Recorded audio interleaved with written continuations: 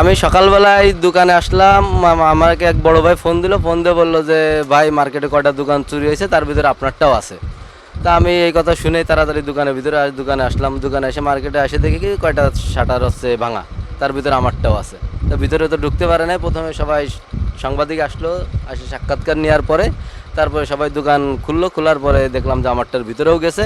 আমার ভিতরে যে টাকা পয়সা ছিল সে টাকা পয়সা নিয়েছে, আর হচ্ছে মাল নিয়েছে কিনা এখনও দেখি নাই। দেখে তারপর হচ্ছে আমার কাছে ক্যাশের থেকে 30,000 টাকা ছিল, 30,000 টাকা নিয়ে গেছে। দুই ক্যাশে আসে খোলা, দেখি যে দুই ক্যাশে আপনার হচ্ছে এই খোলা ছিল দুইটাই। এই যে চাবি হচ্ছে এইখানে, কিন্তু ক্যাশ খোলা। চাবি রেখে গেছে? চাবির থাকে, চাবি গোপনে থাকে না? চাবি হচ্ছে মালের নিচে ঢুকা রেখে দিই, আর হচ্ছে এই ক্যাশ দেখে এমনি খোলা। আর টাকা নিয়েছে, ক্যাশে টাকা ছিল 30,000 টাকা ছিল। মানে বেঁচে গেলে টাকাটা রেখে